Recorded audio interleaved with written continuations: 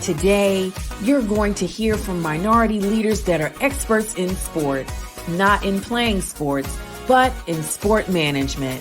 Welcome to Next Generation Conference's first event, the Minority Sport Leaders Conference.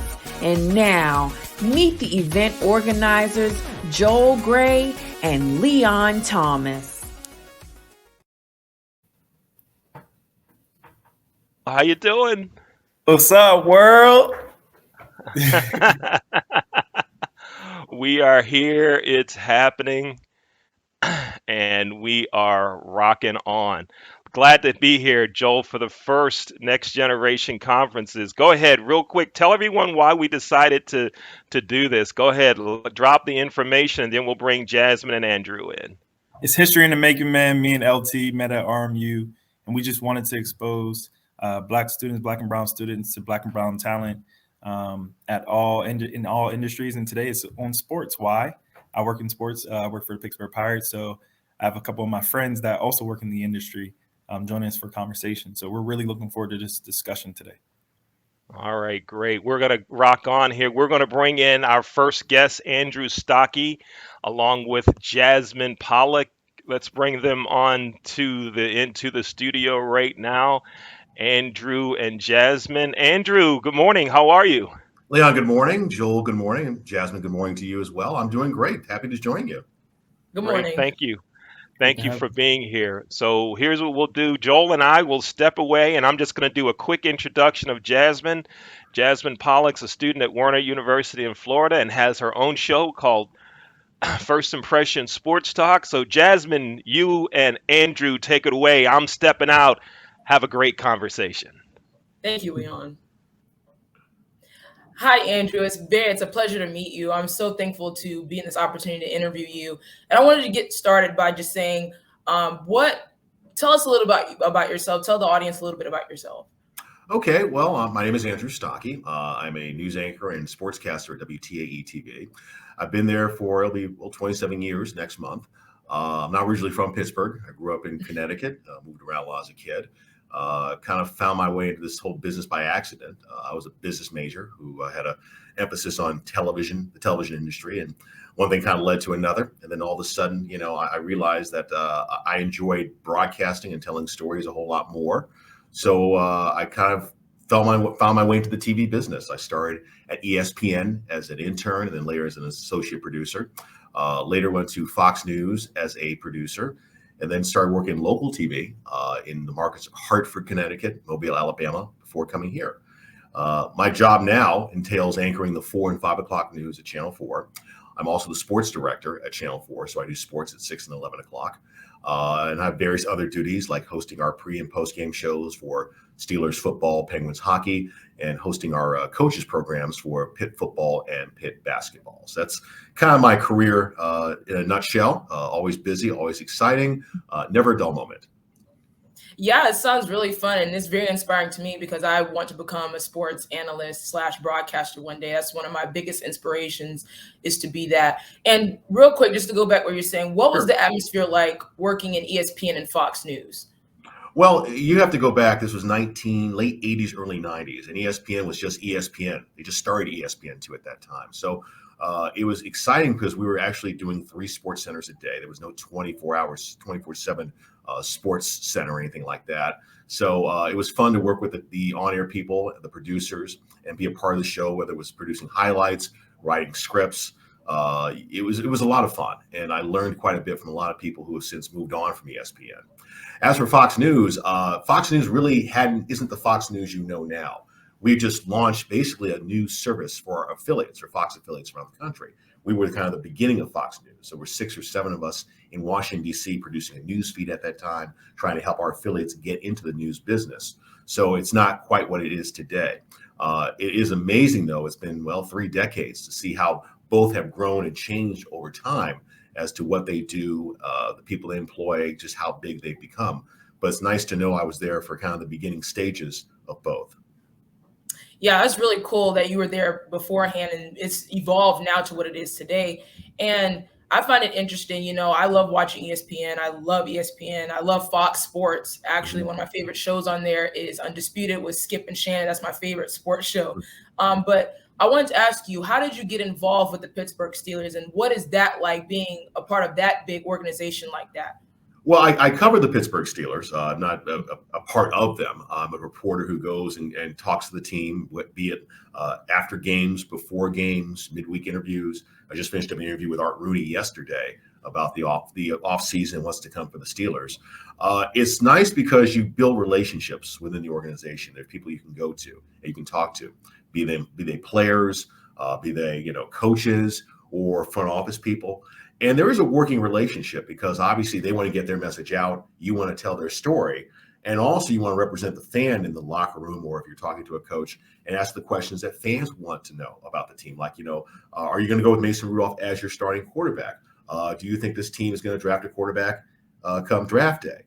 So in many ways you have a working relationship, but you're also a journalist covering the team and obviously being as unbiased as possible and asking the questions that the fans at home would ask.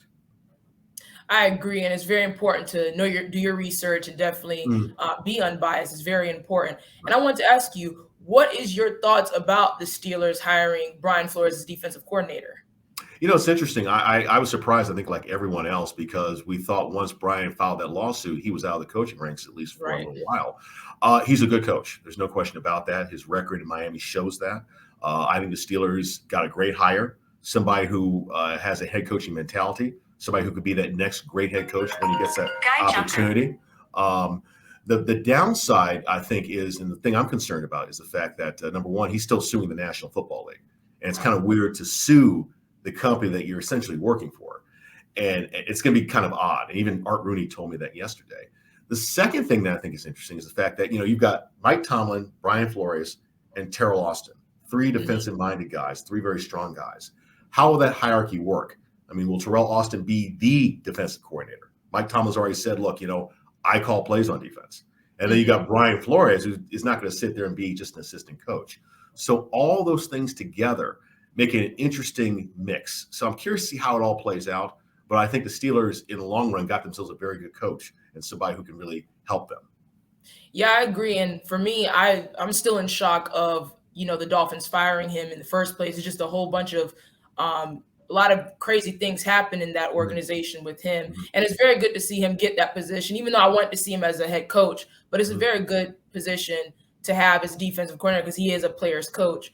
But how is Art Rooney? Like, that's a big deal. You interview somebody like that. How is he, and how was that process like?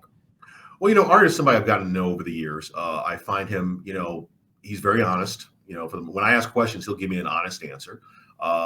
He's on the league's league's diversity committee. So we do speak a lot about the Rooney Rule and how it's implemented and whether it's working and how it can be better. He's been very frank and candid about that. I also work with him on the team's Hall of Honor committee, in which we select the Hall of Honor every year. So I've gotten to know him on a personal level. And I think when you build those kind of relationships, you get people to respond to questions maybe in a different way. Maybe they'll share more with you. We also have a good relationship because I'm interested in the business of sports. So I will ask him business questions regarding the Steelers. So it's been a good working relationship, and I'm honored to be on the Hall of Honor committee, which is a lot of fun to pick those players who are recognized. So it's a really great relationship to have. But at the same time, you're still a journalist and you're still asking those probing, difficult questions. So it's like you get to know somebody on a social level, but at the same time, there's a business component to it. That's awesome. I'm really, that's really cool to see, being friends with so many people and having those big connections. They go a long way. I know Leon tells me that all the time, just have connections. You never know in the long run how that could benefit you. Also, like, for up and coming, media personalities like myself, what advice or what tips do you have in order to get to this level, that you're at? And what is the process like that we should take, that you recommend, in order for us to be successful? Well, the process has changed quite a bit since I first got into this business. I mean, there used to be this hierarchy where you work in a smaller market and you work your way up to a bigger market. This day and age with so many media outlets, so many opportunities to be either on camera, be it broadcasting, cable, social, whatever. There are a myriad of opportunities for you, and you don't have to wait that long to make that jump. I would recommend, first of all, being able to write. You have to have your writing down, being able to take large amounts of information and then make them very concise. Also, the ability to speak effectively. I mean, I think is huge. Communicate effectively. That's what we do. We communicate. And if you can't get your point across and you can't, clearly express your thoughts, you're going to struggle in this business. Also, I think the most important skill any reporter or anybody, any journalist should have is being able to listen. Often we ask questions. We have a list of questions we're going to ask, but we don't listen to what the person is saying to us. I know when I'm in an interview, like with Art Rooney the other day, he said something. I'm like, well, wait a minute, that's interesting. Let's go in that direction. Because some of your best stories come from not your questions, but their answers and then your follow-up. So those are 3 skills I think you need to have. And I think the 4th is also patience. Just know this is not going to happen overnight. You're not going to be on Sports Center tomorrow. Don't feel like if you fail the first time, you're not going to get to where you want to go. It's a lot of trial and error. You're going to make mistakes. Just take your time, be patient. And if this is what you want to do, eventually you'll do it. I know you will. You just have to be patient, employ all those skills, build that group of network, that contacts, that network of people who are going to help you there. And, most importantly, have fun along the way. I mean, this is not, sports is not life and death. It's fun. It should always be fun. We may freak out when the Steelers lose or where this happens. I know you were talking about Undisputed. Those guys go crazy. But you know what?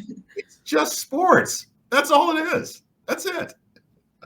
Yeah, I agree. And Shannon and Skip, they do go head to head all the time. And it's really amusing to watch. But Andrew, I want to thank you so much for giving that advice, and I take that, greatly, because I really want to inspire others just the way you've inspired me and others that are probably interested in becoming media personalities. So I'm very thankful.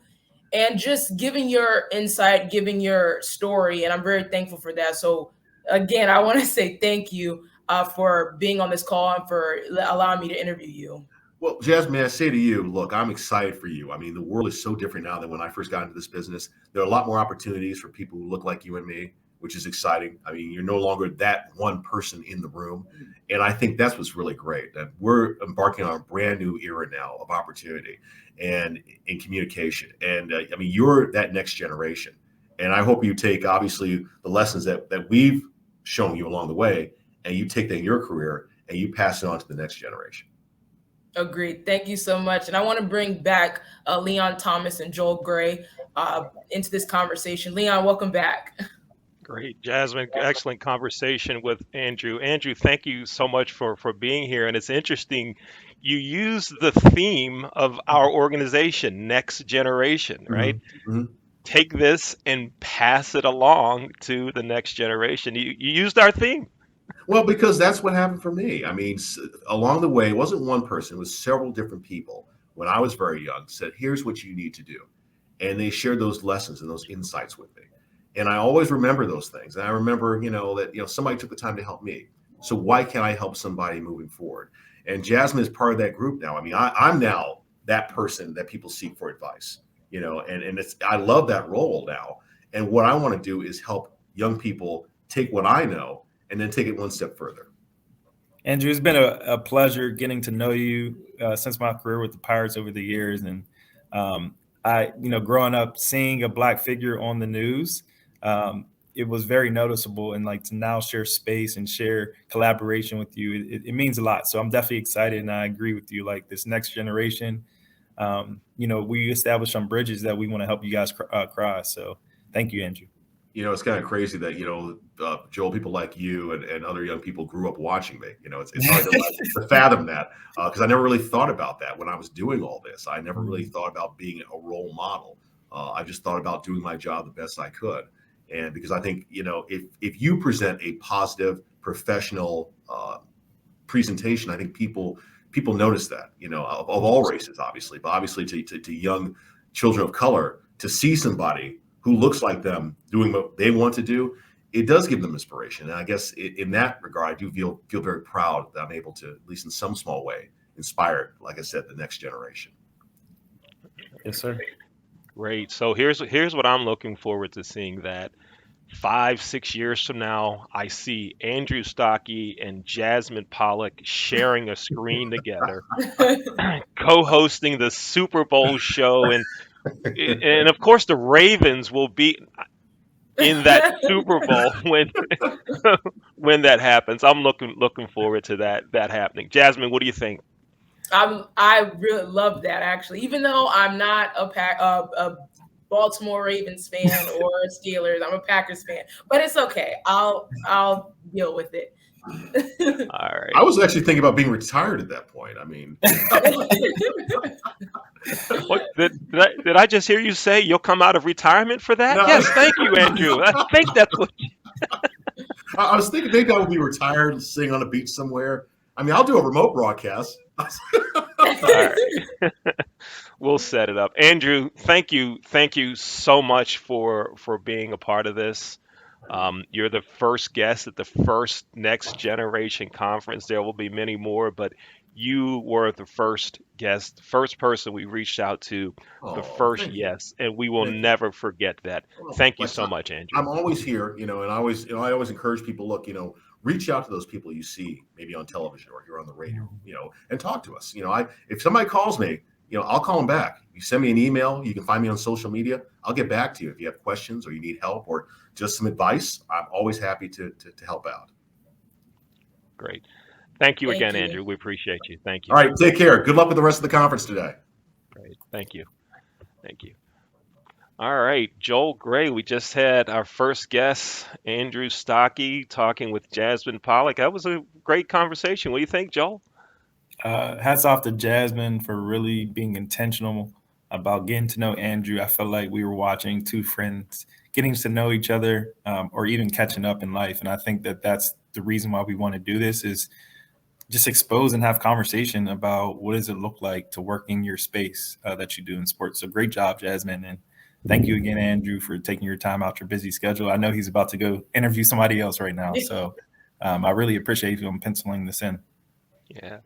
Our next guest, Coach Shea Irby, will be joining us at 11 o'clock. So we have about a little less than 15 minutes. So what we'll do, Jasmine, Joel and I will talk to you some, and then we'll bring our other student hosts for the day. We'll bring Tamar Wirtz and Jeremiah Nixon in just a couple of minutes.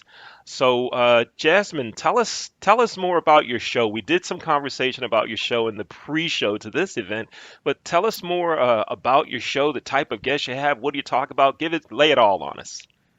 Well, I'll go by the start. And I always, this story is always great to tell, is when I first saw you on LinkedIn and I saw, okay, this guy is pretty big deal. And I'm like, let me just shoot him a message. Never know what happens, and I was so thankful you responded, and it just blossomed from there. And on my show, we talk a lot of sports, obviously. I've had guests like I've had Coach Shea. I've interviewed Coach Shea before. I've interviewed Pete Reary, Coach Jim Hoy. I've interviewed, of course, Jacques McClendon. It's a very big thing for me, and I'm very thankful to have something like that under my belt and the experience that I'm gaining from that. So it's really fun to watch. And actually, I get nervous watching myself because it's like, oh, I'm actually doing this. And then I'm seeing the evolution of myself and everyone else on the show. So I'm really thankful. Yeah, thank you. It's Joel. Did you hear Jasmine say that she reached out to me, and I'm sure, Joel, you're just like me. Anybody that contacts you reach back out, right? You contact them. I'm sure you do the same thing, don't you? Yeah, I feel like follow-up is definitely important. Everybody's schedules are busy, but like at the end of the day, I do enjoy hearing from people and wanting to share knowledge as needed. So I agree with what Andrew said about the reach out. Don't get upset if we don't get back to you immediately. Understand that it's just a balance of responses, but I do appreciate when students do reach out. So I know Jasmine, me and LT connected her with one of our broadcasters to talk about just even in sports. And, the broadcasters were so happy, Joe Block, to just talk with her and learn more. So again, I think that this type of conference, I hope we encourage you all to say, hey, in our world today, you have technology, you have LinkedIn, you have various ways that you can contact people that you aspire to be like. So hey man, shoot a shot in the dark and see what happens. So Right. I'm big on that. That's kind of like my journey. I started in sports in 2007. Sorry, I was 14 years old. I wrote a letter to Mr. Rooney. If you guys don't know who that is, he's the president of the Pittsburgh Steelers, about being a ball boy for the Pittsburgh Steelers. And then, long story short, I heard from the equipment manager and then became a ball boy. And that was such a blessing. But if I didn't take that risk, I don't know what would be my journey. Right. And Jasmine, thank you for contacting me. You contacted me, we talked some, and you said I'd like to have my own show one day. And I think the conversation, I think I talked to our producer, Dr. J, who's in the background today running things, and I said, "How about a show for Jasmine?" And he said, "So are we starting tomorrow or the next day?" Uh, I said, "Okay, I'll contact Jasmine," and we did. And how many episodes you have now? What, I don't know. What are you up to? Wow. 45 or so? I don't even know the number Most now. likely, it's just been flowing. I mean, I haven't kept track of the number, honestly.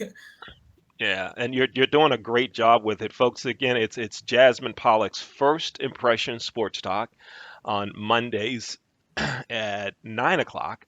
You'll find it on YouTube. You can find Jasmine on LinkedIn. And Jasmine, you're doing just a great job, a tremendous job on the show. We've watched your improvement. Folks have contacted on your evolution of a broadcaster, and it's really starting to happen. And another guest that you had on your show that you didn't mention was former Olympian Oh, Devin Harris. yeah. Devin Now, Harris, yes. Devin Harris. Now, Joel, just a real quick off the cuff quiz. Joel, do you know who Devin Harris is? No comment. Okay, no comment. So we'll take. But everybody watching, most of those folks don't know who Devin Harris is either. Devin Harris was the captain of the first Jamaican bobsled team. Oh yeah, I know him now. I'm with you. Right? That's Cool that's running. Devin Harris from Cool Runnings, yes. And Devin and I became friends through speaking at some of the same conferences several years ago, and so he was a guest on Jasmine's show as well. So Jasmine has interviewed a former Olympian, but not just a former Olympian, the first captain of the Hmm. Jamaican bobsled team. So that's a pretty big deal, and that was a great conversation as well, Jasmine. You did a great job with that one, as you do with many of your guests. Thank you. So let's bring in Jeremiah Nixon and Tamar Wirtz, so our audience can have a chance to meet them. Jeremiah is a student at Werner University, and Tamar is a student at Centenary University. And in about 8 minutes, Tamar will be interviewing Koshe Irby, who is the Chief Marketing Officer for Professional Bull Riders. So Tamar, let's start with you. So tell us, I know that you're a senior majoring in sport management. Take it from there. Tell us what you want to do, what's your route to getting there, and all of those things, and your thoughts about today. Go ahead, take a couple minutes, and the floor is yours, sir. Of course, thank you, Leon. So like I said, I'm a senior at Centenary University. I'm a sports management major. Um, as of right now, I'm just working on our 11th annual sports management conference. Every year we hold a conference where we allow industry professionals to come into our university and help out our younger atmosphere, our younger student body, really develop themselves and network into the sports management atmosphere and industry. Um, Usually conferences around like other colleges are hosted by maybe staff or someone like of the event background, but at Centenary, Professor David Perricone makes sure that we as his students get the opportunity to run an event like a conference by ourselves, and he usually picks a student leader. But this year I volunteered with some of my peers, Matthew Orline and Michael Micken Jr. And we're trying to develop a conference that's more um, that's less business casual and more just a friendly conversation, just getting to know someone, getting to network. And, we understand how difficult and intimidating it could be to talk to industry professionals. So we want to make our conference as uh, business but formal as possible, so people understand and our student body understand that you do have a way out of here after you graduate. Hmm. Great, great. Joel, go ahead.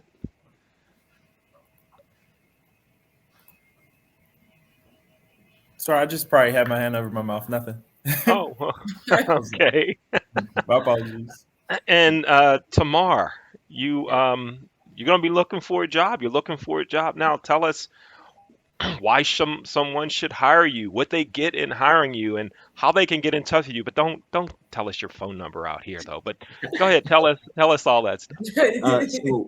So I would like to, like I said, I would like to start off in sales, or at least find a career in sales. Sales is where I think I fit best. I'm a very personable person. I'm willing to adapt, learn. I'm very coachable, and so when I decide to choose where I want to go, or decide to not decide to choose, but when I find the right place for me, I'm a very hard worker. I put myself out there. I make sure that I'm always comfortable in the most uncomfortable situations, um, because I feel as though nothing else out there can really amount to being comfortable in an uncomfortable situation. If you can come out of being comfortable in that uncomfortable situation, then how will you ever feel uncomfortable?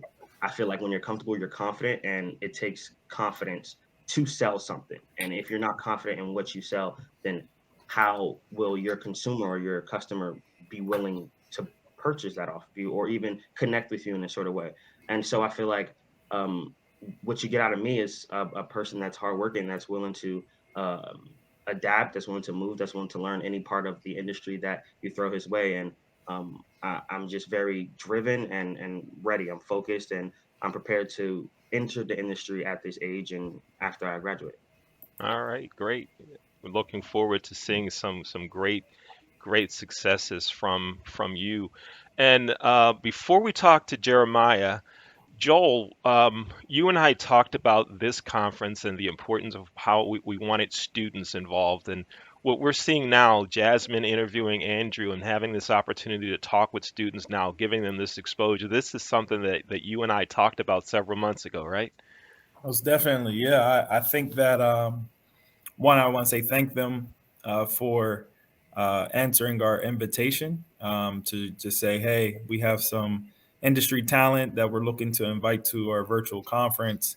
Are you open to leading the conversation? So the fact that they were willing to do it, I really appreciate that. But I think it's very important that we allow these type of opportunities. So I would challenge our viewers to think about your spheres of influence, is what I would say, and figure out ways that you can bring students or youth alongside of you.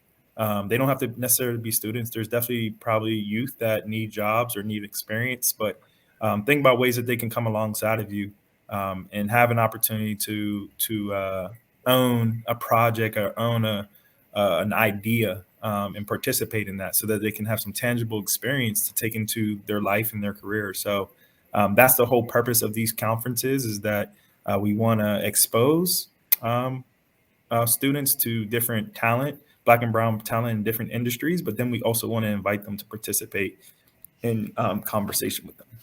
Yeah, definitely. I'm in line with that, and it's something we're doing, and I'm glad we're following through on the vision and the things that we talked about doing. Folks, you're here for Next Generation Conferences, Minority Leaders in Sport Conference. We're going to have other conferences this year. There'll be an announcement later about our hotel conference. We're going to have one on technology, arts, the law, finance, and many other areas. And so, looking forward to you being in attendance at many others. And eventually, we'll get to the point that we hold live in person events. And to learn more about what we're doing, you can go to our website. That's nextgenerationconferences.com. We're about 4 minutes away from our next guest. Is Koshay Irby with PBR, that's Professional Bull Riders, and Jeremiah Nixon. Jeremiah, you're going to be having a conversation with Koshay. So tell us, how excited are you for that, Jeremiah? Oh, you mean because I was with Oh, But that's right. You're yes, with Jock McClendon. Yes. Jock. I'm sorry. That's right. You're with Jock. So tell us about you. I screwed that one up big time. So Jeremiah, go ahead. Tell us some things about you and what you hope to do. I'm sorry. No, no, it's fine. It's fine, Leon. It's just a great mistake. But when it comes to myself, when I get out of college and everything else, like I said before, I wanted to get into sports media marketing and just kind of build my way up because, I just don't want to be closed into one block and just have one title to me. Like I want to have ownership one day for my long-term goals, to be able to have my own agency, to be able to work within the market and just build myself. Learning from a lot of different people, experiencing different experiences that I have, especially going through school, watching certain things and also being a part of Jasmine's first impression, is such a build up for me because it kind of prepares me for what is going to be out there.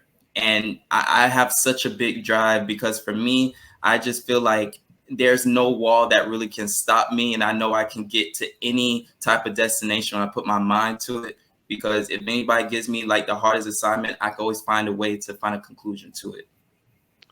All right, great. I love the attitude, the go get itness, and looking forward to you having some great success as well. We're about 1 minute from starting our conversation. That's going to be Tamar Wirtz interviewing Koshe Irby, and I see that Koshe is in our green room. And we're about ready to start that conversation now. So let's bring in Tamar and Koshe with me and Joel. Let's bring us on the screen there, and then we will go ahead and get started. Koshe, how are you? I'm doing phenomenal. How are you guys? I am great. Thank you. Thank you for being